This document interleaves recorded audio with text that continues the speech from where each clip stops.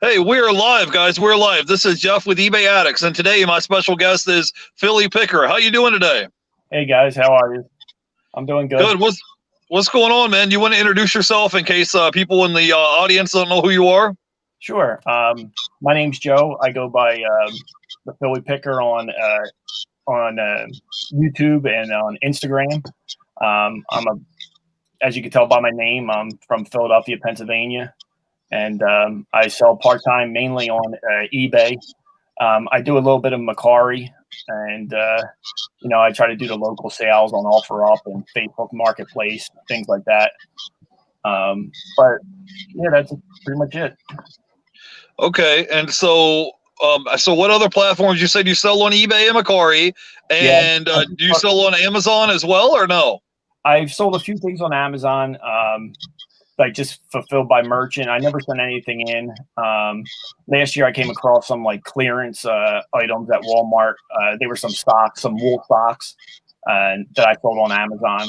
But and so that's pretty much it. I've only sold probably maybe 10 things total on Amazon, and I just was kind of forced into Macari. I was telling, as you see, Dan, Art Vandelay in the chat there. He sells on Macari, and he's been selling on there for a little while now. And I listed something on eBay that was taken down, and it was a United States Postal Service hat, like a vintage hat from the United States Postal Service that I had on eBay for a while, and it was taken down. So I listed on my Macari about 2 weeks ago, and that was my first listing up there, and it sold within a couple of days on Macari. So I kind of was forced over there, and since then I've listed a few things, but haven't had any other sales though. Okay, so Joe, how has it been going for you on Macari so far and eBay? What platform do you get most of your sales on? eBay, mostly all eBay. Yeah. All right, cool. I just wanted to say hi to Art Vandelay in the chat. I saw you with Mountain Man Treasure last night. You guys had a good show, so thanks for stopping by. I appreciate you. So, do you want to talk a little bit about your how your sourcing has been? Because I watched your video recently, and I saw you got a big haul of like 400 DVDs you picked up lately. You want to talk a little bit about that and how that went? Yeah. So those DVDs that I picked up 400 DVDs, and I paid $100 for them. That connection I made through going to a garage sale, and it was over in Jersey. Like I said, I'm from Philadelphia, Pennsylvania. Jersey's right over the bridge. It's not too far. So they were having like a community-wide yard sale, and me and my two sons went over there, and I bought some DVDs from a guy that said that he had, after I purchased them, it was a smaller lot. I purchased like 30 DVDs from him, and he said that he had some more. So we exchanged phone numbers, and about a week later, he contacted me saying that he would be at a storage unit, over the weekend if I wanted to come by and take a look at the rest of the DVDs. So I went over, and he had huge IKEA bags full of DVDs. Some were new, some were pre-owned, but I ended up buying pretty much all of them. And I've been working last, couple weeks, just been going through them, testing them, listing as many as I could, and so it's been pretty good for me.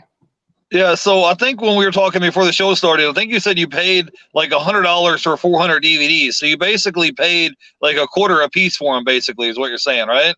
Yeah, it was 20. Yeah, that's what it turned out to be, 25 cents. Some of the all 400 aren't resellable. Some of the collections, like I'm actually going through I actually have it here. I was going through the Soprano collection, and pretty much these were sealed. What's the season 6 and season 3, season 6 part 2. But like season 1 was missing like 2 discs, and it wasn't worth, going through and trying to, just buy the discs that were missing. So I'll probably just hang on to them for my collection, or redonate them or something.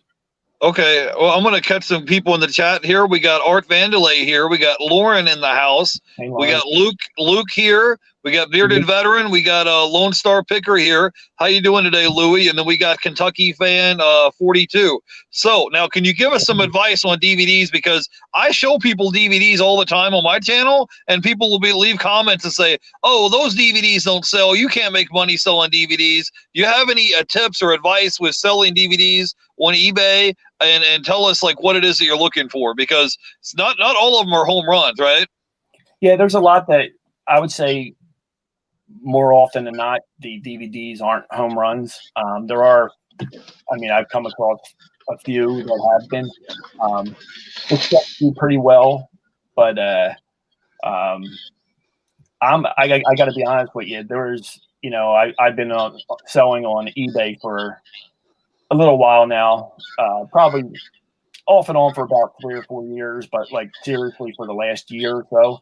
And I've passed over DVDs hundreds of times. I don't know what made me start looking at the DVDs when I did go to that garage sale.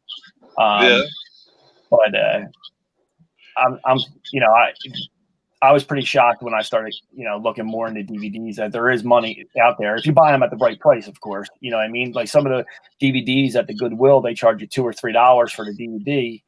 You're not making money on it, you know. But if you can get a bulk buy of DVDs and you're paying, you know, 25 cents, 30 cents, 50 cents, whatever, and you're turning around selling them for $10, $11, $12, and you could ship them media mail. You know, if you're not familiar with media mail, anything up to a pound is $2.80. Now there are some, you know, restrictions on sending different things media mail, but DVDs you can send media mail, and that's pretty much what I've been doing. So on a $10 DVD, and you know, charging $3 to ship, you know, I only have a quarter into it, so it's worth selling. Yeah, I was going to say the same thing. If you can get them at the, you know, there's no lack of merchandise. Everywhere you go, there's yard sales, estate sales, you know, there's merchandise everywhere. We just got to get it for the right price. I just happen to have a DVD I sold here with me today. It's Lassie, the best of John Collins, and it didn't sell for a ton of money. It sold for $10. But when you turn 50 cents into $10, you're getting a 20x on your money. You know, you're turning 50 cents into $10, so you got some margin there, and then the customer's paying for shipping, like you said. So it adds up. And not every one you sell is going to be a home run. But I just sold a DVD just a minute ago before the show started, and it was like a $20 DVD. You know, and if you sell 5 of those a day, $20 times 5, that's $100. You know, just in DVDs. So when I'm out looking for them, I try to get ones that are new into shrink wrap if I can, and I try not to pay more than 50 cents a piece. And like you said, if you can get them in a big bulk lot, you know, you're doing pretty good, right?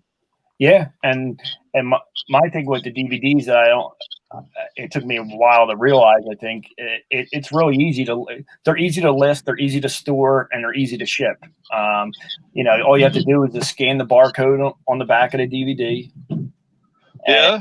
And, you know, the DVD pops up on eBay, and you just basically sell similar to that. You know, some of my DVDs, they weren't new, so I just had to make sure that I was listing it, you know, it's pre-owned, and I just tested them by throwing them in the computer here, and if they played, you know, that was good enough for me. You know, I haven't had any returns, knock on wood, with any of the used DVDs that I had, but it's been easy to list. There's not much research you have to go into. Like I said, just scan the barcode, they pop right up, and you know, I have them stored on a bookshelf in the garage, and you know, it's pretty easy. And shipping them out, they only take a minute to ship out. Throw it in a small poly mailer, like one of these. I think it's a 6x9 poly mailer. Yep. And there, and most of them are under a pound, so it's only $2.80. You know, I should have been doing it a long time ago, selling DVDs, and you know. So now that every time I do go out to garage sales or estate sales or anything like that, I do look at DVDs now. Yeah, I was going to say the same thing. You just put them in a 6x9 padded envelope. I have one here. These are the ones that I use, the ones that eBay gives you the coupon code for, and you just drop them in a 6x9 padded envelope, put a shipping label on it, and ship it out the door. And the ones that I have that are new in the shrink wrap, you don't have to worry about them being scratched up or damaged, or like you said, you're hardly getting any returns on them. So I want to catch some people in the chat in case I miss some people. We had Art Vandelay here. You know what's funny? Louis said something. We were in Joey Bada Bing's chat last night. He said something about if I say these magical words, Art Vandelay will appear, and he appeared in the chat last night. It was hilarious. And we have American Made here. We got Bearded Veteran. We have Luke here. We got Harry Humstone. We got Lester Jones here today, and we got Harry. So Joe, give us some ideas, some other items that you've been selling lately. I saw your video recently. You had one DVD, like it was one box set that you sold. Was it like almost $100 for that one item? Yeah, it was a DVD box set. I could probably look it up. I don't remember off the top of my head what it was, but I think it was one of those European DVDs. Yeah. Box set. There was like 6 of them in there, and I was shocked how much they were selling for on eBay. But I think, like I was telling you before the show, I was even more shocked to find out how much they sell for on Amazon. So I don't sell a whole lot on Amazon, and I'm gated in selling DVDs on Amazon. But I think this DVD set went to an Amazon seller, just from the way that he sent me a message, and making sure that the barcode wasn't, cut, or there was no markings on the barcode. It has to be scannable, things like that. So. Okay. So I'm okay with, if he's going to turn around and sell it on Amazon, if he can make some money, good for him. I'm making plenty of money on what I'm selling too. So. Right. I mean, like you said earlier, if you have a quarter or 50 cents tied up in the item, it's kind of hard to lose money on the deal, So, yeah. You don't have a ton of money tied up in it. You can easily flip it. I want to catch some questions in the chat before I get behind. We got American Made here. He says, do you source online for inventory, or do you just go locally? Basically, I do. I started off going to some yard sales, and then I found going to thrift stores and things like that. I kind of mainly, I'm probably 50-50 in the summertime, where I go to Goodwills or thrift stores, I should say, and go into garage sales when they have them. Now, of course, living in Philadelphia, we have cold winters and with the snow and stuff like that. So garage sale season's kind of drying up around this time of the year. So I'll just source basically for the winter months at thrift stores, and when the springtime comes around, I'll go back out to the yard sales and all that. I enjoy yard sales a little bit better. I think you can get better deals at yard sales than at the thrift store, but I enjoy both of them. Right. Have you tried any retail arbitrage? Have you tried any of that yet? Going to like Walmart clearance? Yeah, I found a few items at Walmart clearance, but I sold some weights during the whole quarantine thing whenever I can find them at Walmart. When I was going to Walmart, if I was going to, doing some normal shopping at Walmart for, things around the house, I would always check like the weight section and pick up dumbbells if they had them. And they were selling pretty good during the whole quarantine period. So I've done a little bit of retail arbitrage. I got lucky a few times finding some clearance. They were like the portable cell phone batteries, the blocks that you charge up and you can carry it with you. They were marked down to a few dollars, and they were selling for, I think, $25 or $26. So I've had some success with retail arbitrage, but not a whole lot. Yeah, so you mainly like going to thrift stores and yard sales and things. I want to catch some questions in the chat. We had a question here from Lauren. She says, "What is the most expensive item that you have sold on eBay so far?"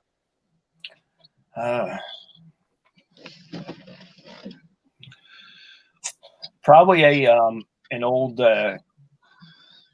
It was a Griswold skillet, but it was like it was called a hotel skillet. It was probably 24 inches. It was huge. It weighed about 35 pounds. I actually, one of my earlier videos when I started putting out YouTube videos, I did a video on actually shipping that. Like I said, it was big. I ended up finally shipping it out in a TV box that I purchased at U-Haul. I couldn't figure out any other way to find a box that would, it would fit into, and but that ended up selling for, I think, $1,200. Really? A cast iron skillet, and yeah. I never knew someone would have paid $1,200 for a skillet. Must have been like a vintage one or a rare one, right? I think it was. I did some research on it. I actually watched Pete, the Craigslist hunter. I'm sure everybody in the chat knows who he is. Yeah. He actually sold one. I was watching one of his videos where somebody came into a store and traded it in, or he might have picked it up from somewhere. I don't remember the details on how he got it. And yeah, it was the exact same one. It was around the same time period, I think like the 1920s or 30s. And it was in pretty good shape. There was no cracks, no dents. And it sold fairly quick. I thought I'd be sitting on it for a while. And it sold $1,200. I forget what the shipping was, maybe $50 or $60 in shipping. Okay. Well, that's awesome. We have another videos that I made. We have another question in the chat. They said, how many items you currently have listed on your eBay store? I currently have around 300, and I'll check right now the exact number. 347 items. Okay, so how has your sales been with this whole lockdown and things? Have things been pretty decent this year? How has it been going? Yeah, my sales have been up. I think with concentrating a little bit more on picking up the right items. I could tell you that I have a basement full of bad buys, but I'd say the last year I kind of concentrated on trying to pick up, doing a little bit more research before I just went out there and bought something. I look a little bit closer at, sell-through rates. Before I would just look up something, and if it was selling for, whatever amount of money it was, and I was only paying a couple dollars for it, I would buy it. But now I look at for the sell-through rate. If only 2 sold in the last 90 days and there's 75 listed, I usually don't pick it up, now. But I've made a lot of bad buys.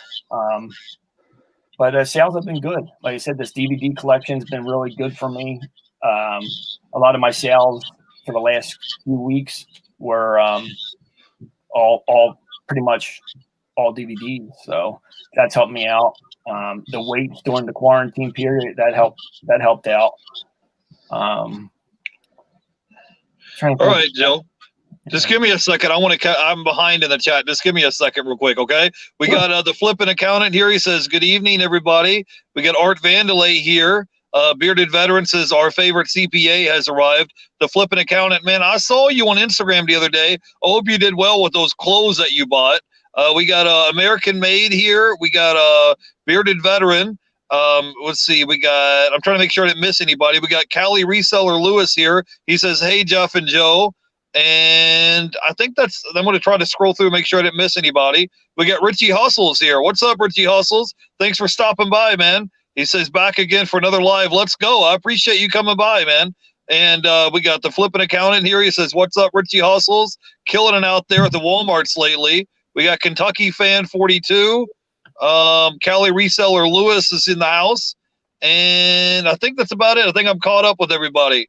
He says, big man Jeff in the building with the lives. Hey, I appreciate you guys coming out. I'm sorry if I missed anybody in the chat. So we have Joe Philly Picker here, guys. So if you have questions for Joe, go ahead and drop it in the chat. And so we were just talking about him picking up items. So when you're out here sourcing, what items is it exactly you're looking for? Are you looking for a certain margin when you're out here looking for items? Are you looking for items with a higher sell-through rate? Are you looking to buy items in bulk? Like, what is it that you're looking for, Joe? I think since I bought this DVD bulk collection that I bought, I think I might try to start to head that way and trying to find, similar items that are easier to list instead of those one-off items where it might take you a little while to research it. Like I said, I think I would like to head that way and buying some bulk items. I think that would be a little bit easier. Like I said, I only do this part-time, so my time is limited that I can put into this. So I think that's the way that I'm going to try to head into buying bulk. I don't enjoy doing the clothes, listing clothes. So I'm going to try to steer away from that. But I always seem to, when I say no more clothes, I always seem to end up selling some kind of clothing item that I had in my, listed on eBay, and it kind of like sucks me back into looking at clothes again. I would like to try to get away from that because it does take a little bit extra time to sit there and do the measurements, finding that exact comp. Sometimes in different, colors or different years of the different shirts. But I'm pretty much, I don't focus down on one item or one niche as, people say. I kind of am open to, selling whatever. I do a lot of, looking up items at, Goodwill or garage sales or whatever. I just want to make sure that they are worth buying. Right. We have a question here in the chat. First, I want to say hi to Wendy here. She says, hi, Jeff and Joe. We appreciate you coming out. We had a question from American Made. He says, hey, Philly Picker, are you limited to space and storage not an issue when it comes to inventory? So do you store all your items like in the garage, or do you have a shed, or how do you have like the bin system? How do you go about doing that?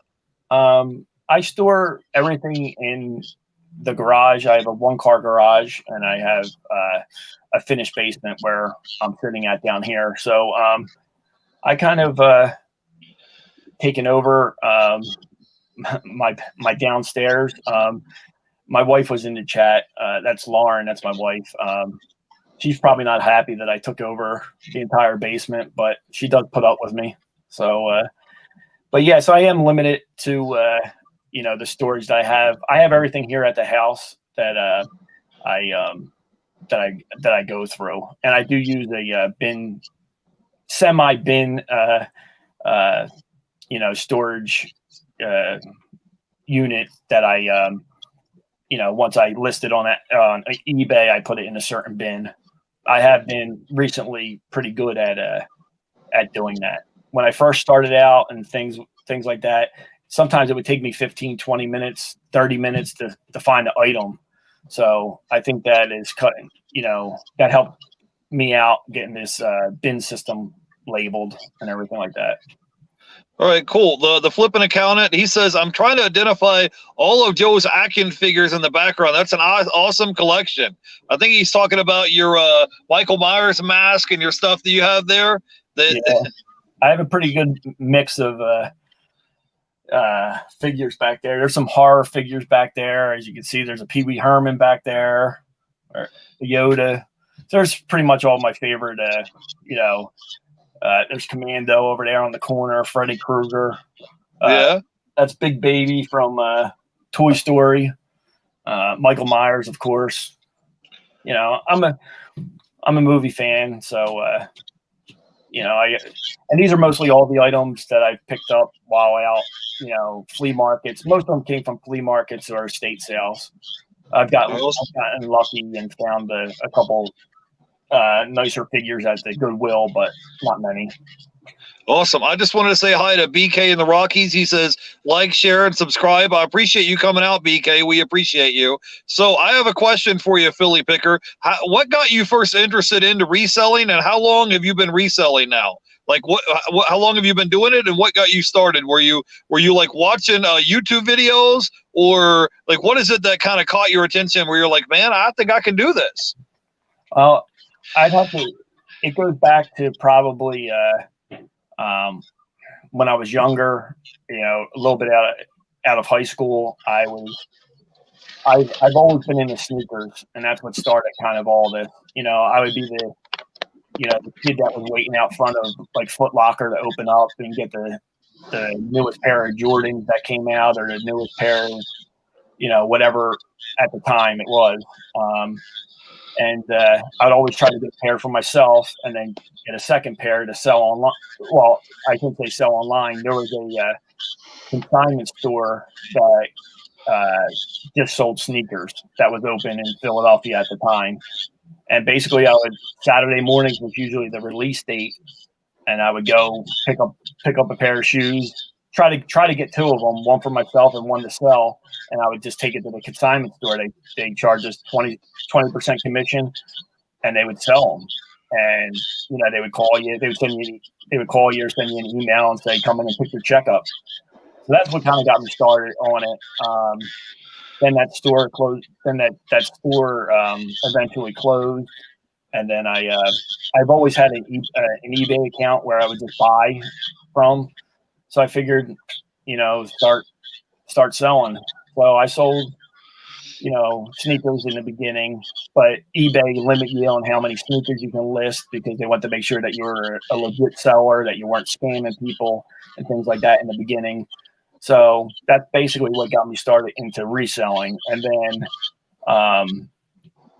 I got older and I had kids and stuff like that. And I still tried to keep up with my sneaker collection, but I don't do it as often. But that's what got me into it. And eventually, I took a trip to the Goodwill. I always kind of enjoyed going to flea markets, but it was hit or miss finding good stuff at flea markets. And I took a trip, like I said, to the Goodwill. I was always into sneakers, like I said, so I would always look for sneakers when I went, and I would find used pairs of Jordans or a used pair of Adidas or whatever, and I would just start selling them. So that's what got me into it with sneakers.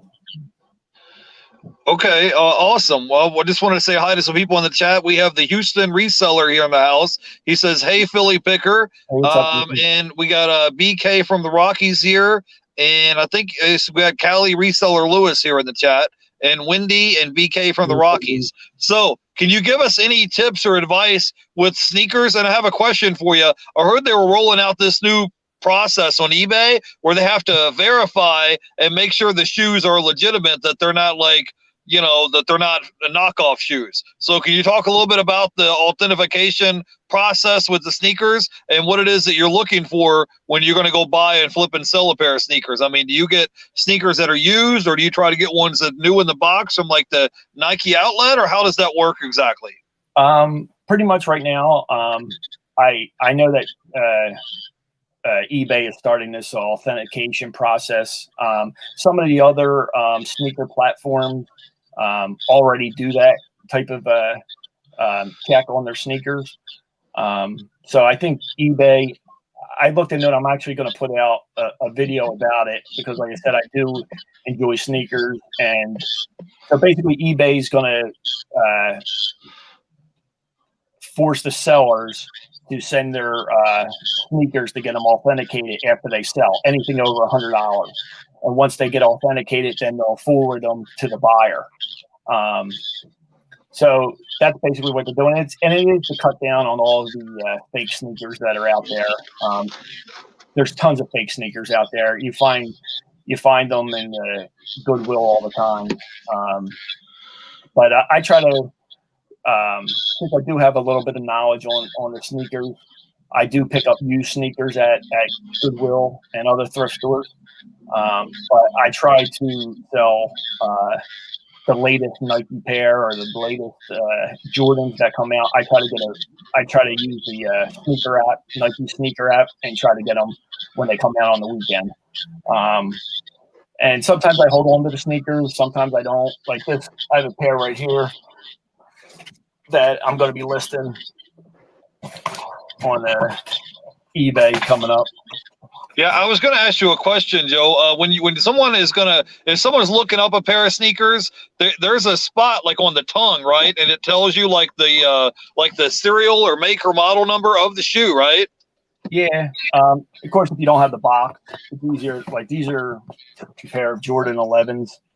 Right, but if saying if let's say I was at a Goodwill or a thrift store and there was no box and I came across a pair of shoes, how would I go about looking them up if I didn't know like they were Nike or Adidas, or how would you go about looking them up? Well, Nike will always have, there's like a 6-digit. I can't get down into the sneaker to show it, but there's a 6-digit number on the actual tag where it is on the sign, and where the size tag is. And usually, if you just type that in, whatever brand it is, Nike. Now, this is a pair of Jordans, but Nike puts them out. So you put Nike and then the 6-digit code, and basically the shoes will pop up. Other brands do certain ones. Like I have another pair of these are a pair of Adidas that I just listed. These are actually my son's soccer shoes. These are Luke's. Luke was in the chat earlier too, but he outgrew these. But yeah, they just have. I'll try to get the tag out. I don't know if you can see. It's a little focus. But anyway, there's a tag in there. Usually they have like a model number on it. And if you just put like Adidas in that model number, these shoes will pop up. Like Adidas probably has a longer number than Nike. Or they have an art number. And usually that will in that number, it will actually tell you the color also, like the exact color. Like we would call it blue, but Adidas might have a special name for their color blue. Yeah, but the idea is that you can look it up and you can see the sold comps and see what the shoes are selling for. What kind of margins are you looking at? Do you buy shoes, like a new pair of shoes, and like wait for them, wait for the prices to go up and then resell them? Like what kind of margins are you looking for on some of these shoes when you want to buy and resell them? I mean, the new shoes like these, like the Jordan 11s, I think these were 200. These are 220. These will probably sell around 350 plus shipping, or do like 375 with free shipping. So, you are putting out a little bit more money than you would normally at a thrift store or a garage sale, but they usually seem to sell quick. There's actually a video that I did not too long ago where I picked up a pair of Kanye West Yeezy shoes, and they basically sold before I even got them. Actually, I held off on that. I held off on, usually with the Nikes, I'll list them before I even get them from Nike. Like on that Saturday, if I'm lucky enough to get them on Saturday morning, I'll do a listing. I'll just use the stock photos, and I'll put in my listing description that, I'll ship these out the same day that I receive them from Nike. So sometimes they'll sell right away, and I change the handling time on it for 10 days. Because usually by the time I get them from Nike, it'll be, it's usually less than a week. And then that will give me enough time to send it out if they do sell. So, but yeah, I try to roughly, I would say, double my money on the newer sneakers that come out. Some pairs you can, some pairs are a little bit harder.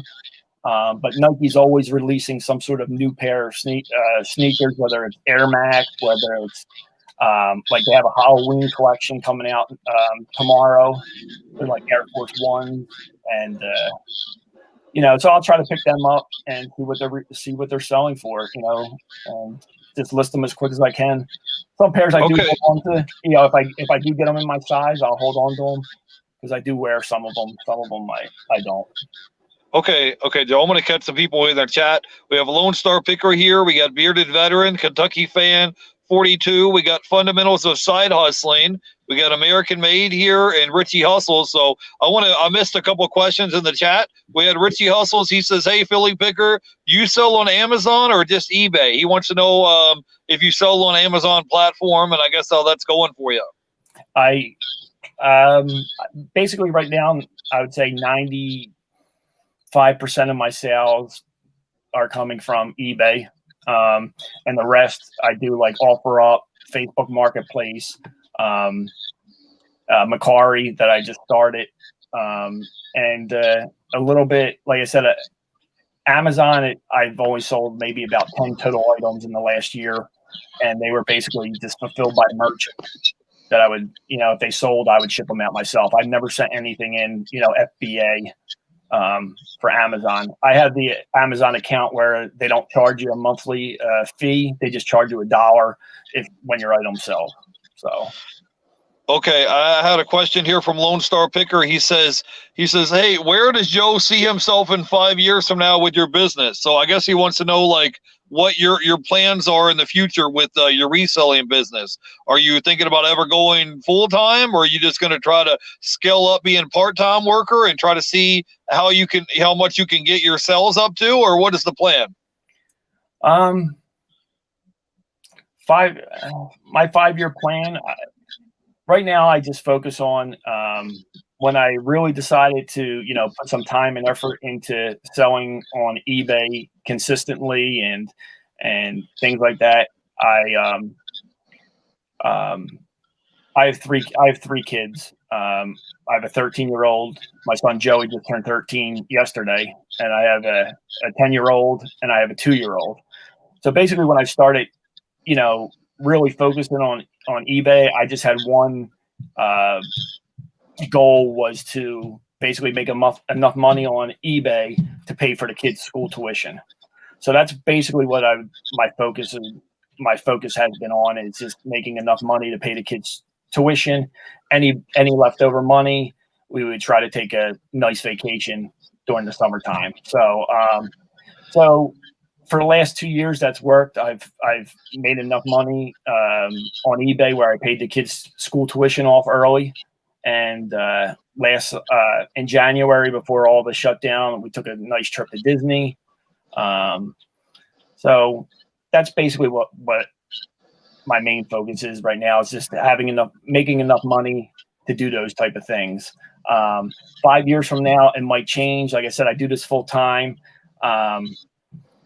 I have a full-time job that I've been at the same job for the last, I'm in my 20th year. So, I mean, retiring, I don't know, maybe one day. But I have a 2-year-old, so, it's not anytime soon.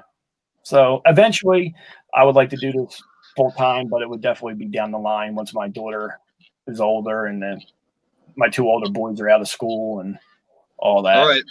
So, Philly Picker, I got a couple questions for you. How are you managing and balancing your time with working a full-time job?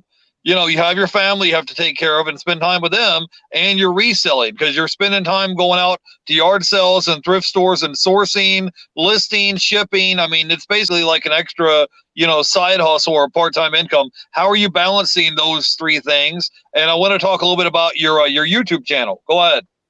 Okay. It's hard to balance. I have great help. My wife helps me out tremendously with all this. She's able to, she puts up with me going to thrift stores and bringing in this junk and bringing in, going to waking up early on Saturday morning.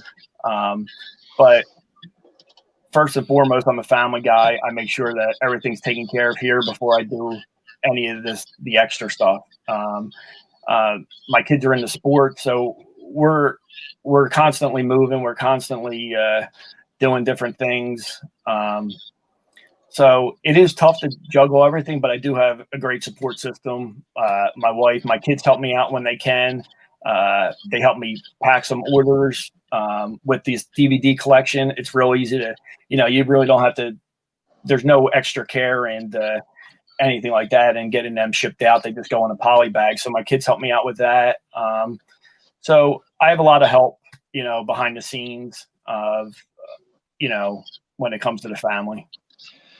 Okay, so Philly Picker, talk a little bit about your YouTube channel. What got you started making YouTube videos? How long have you been on YouTube? And could you talk a little bit about your show? You have a show with Art Vandelay and those guys. Can you talk a little bit about your YouTube channel? Yeah, October 20th, 2019 was the first day. So I was just a few days past my 1-year anniversary on YouTube. I basically, I don't know, I think this is funny when I say it to people or whatever, but I basically learned everything about reselling from YouTube. I've watched, all the big guys channels and stuff like that. I love watching what sold videos. That's basically where I've learned everything. That's pretty much why on my channel most of my videos are what sold videos. I have 3 other brothers. They're not into reselling. So there wasn't, and most of my friends, they're not into reselling. So it was just kind of like, an outlet for me to start doing some videos, to meeting some people. I've met great people on YouTube. I've become, great friends with some of these guys and girls on YouTube. So it was just something to talk, finding people that were interested in the same thing and talk about. I really didn't have anybody, local to me that was into reselling like that. I didn't know anybody. So that was just, since I learned so much from watching what sold videos, I thought, why not sharing some of the stuff that I've sold over to, and share that with people, and maybe they can learn from it too. Maybe they'll be out, they'll watch my video, and maybe next week they'll be out at a thrift store or an estate sale or a garage sale and find something, similar to the same stuff that I've sold, and they can make some money on it. I've learned, I've learned so much from YouTube. I just felt that it was a, good thing to give back, and hopefully somebody can learn something from me. Well, that would be nice. We got a question here from Harry. He says, Philly, do you like yard sales, estate sales, and flea markets, or just go into thrift stores? Do you use Facebook Marketplace much?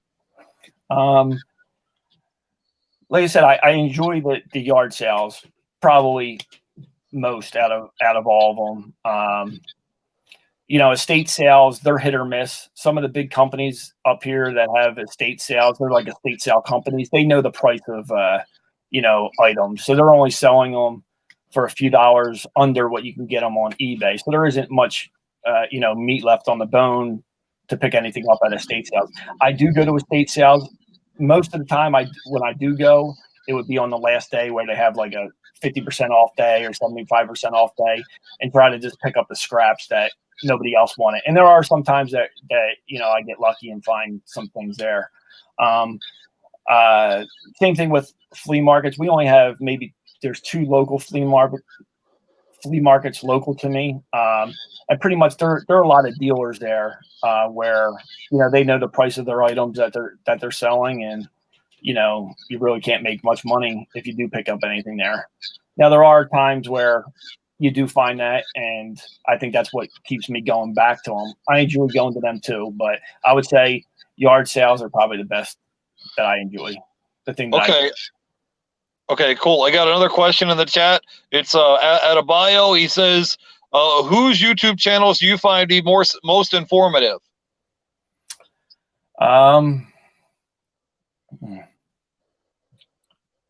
Is there some particular that you like to watch, like Shed Flips or Cincinnati Picker, or what are the ones that you like to watch? I'm just trying to make sure I didn't miss a question in the chat. Yeah, of course, those guys, that have the bigger channels. I think, everybody, knows who Lonnie is. Cincinnati Picker, Matt over at Part-Time Pickers. I've learned a lot from his videos. I think I've been watching him since the beginning. And when he first started, that's what he did a lot of. He did a lot of what sold videos. Pretty much, I think he did them every day. So I would learn a lot from his channel. And then I like a lot of the smaller channels too. There's, I love Dan, Art Vandelay channel. He shares everything with us. He shares his good sales. He shares his bad sales. He shares, sometimes the stuff that he does with shipping. Mike, the January House, that's the other guy that we do a show with on Wednesday afternoon. He does tons of the YouTube auctions, and he does them 2 or 3 times a week, and he has a antique booth where he shares all that with us. So I gained some knowledge from a lot of these guys out here. Harry, check out his channel on the weekends. He usually does like a couple live shows, usually at night, later at night, and he goes over all the he's into like lanterns, the Coleman lanterns, and the glass insulators and stuff like that. And if I do see them out there, I check them out. I comp them. I see what they're selling for. So I think everybody, that does have a YouTube channel and does share, their things out there. Everybody can learn from everybody. And I think it's a good, this YouTube thing's been great for me. Like I said, I've learned pretty much everything from other retailers, and so, even with, Lone Star Picker, he's in the channel too. I didn't even know what ephemera was. I just thought it was paperwork, and, so I keep an eye out for some of that stuff. He does a show with Nanating Treasures, and, goes over all that stuff, goes over the different kind of things that you can find, and I just seen,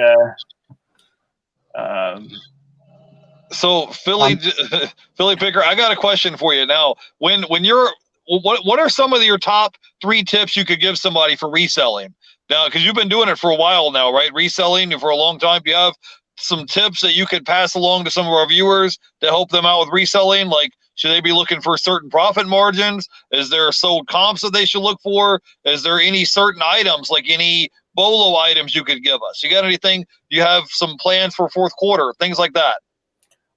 Fourth quarter, I'm not that out of the way. I'm just going to continue to do, list what I have. If I go out and find some new things, just keep listing. I don't really find, I know a lot of people do a whole lot better with new in-box items for Q4. I don't really have them, but I'm just going to list what I have, and I'm not going to change the way that I list and stuff like that. I just kind of go, all the quarters throughout the year. I just kind of do the same thing. Some tips are, I would say, making the right buys. If I can go back and, return some of the bad buys that I've had, I'd have more room down here to, work. But I made a lot of bad buys. So take the time to comp things, do a little bit more research. Sell-through rate is huge, that I never really looked at when I did it in the beginning. I see Tommy Bernard in here. He really opened my eyes up to the eBay or just shipping in general. I've lost money on shipping. I think I've lost sales because my shipping prices were too high using calculated shipping. Not realizing when, I did free shipping, a lot of free shipping, but when you run a promotion or you run a sale, that's coming off the total price. So if I listed something that was worth $15, but I listed it for $20 and built that shipping in, but I run a 20% sale, well, that 20% sale is coming off the 20% or the $20 that I listed. So it's also coming off that shipping, So there's a lot of things to figure out with shipping. I think shipping's a big, part of reselling, is taking the time out to say, okay, do I have enough room to store these items? And if I'm going to buy a big bulk item, am I going to have enough room to store it somewhere? Not only that, am I going to have the time to list it? Am I going to want to list it? And of course, what's it going to cost to ship? I think in the beginning, I didn't focus on all that. I just saw the picture of, okay, I could pick this up for $2 and I can sell it for $20. But I didn't take into account that it's going to cost me $7 to ship, and only 5 of them sold in the last, 90 days, and there's 50 listed. I didn't take in the whole picture. I just got blinded by seeing good comps and said, oh, I can make money on it. So, learning everything would be my, suggestion to it. I know I said a lot there, but hopefully everybody understood what I was trying to say. Yeah. My thing that I really with on eBay was how much space the item takes up. You get an item and then you go home and list it, and it may take a while to sell. And in the meantime, it's taking up space in your house or your garage or your shed. So I try to get smaller, lightweight items that don't take up a lot of space. Like we were talking about earlier, is like DVDs, Blu-rays, video games, just smaller VHS tapes, smaller items that aren't going to take up a lot of space. So I want to catch some people here in the chat real quick. We have Tommy Bernard here. I caught your show the other day. I was there in the chat hanging out. We got Harry Homestone. We got Sir Flips a lot all the way from Germany. He was on the show with us yesterday. And then we had Adebayo here and Art Vandelay. He said, thanks, Joe. So before we let you go, oh, here we go. I forgot. I missed somebody in the chat. Where is the other guy? Is he naked? No. I'm right here, guys. I had something in my eye. I was trying to get it out of my eye. So I put Joe on full screen. So before we let you go, Joe, tell people where they can find you at on Instagram and YouTube. Yeah, it's Philly Picker on Instagram and YouTube. Come check out my videos, and follow me on Instagram.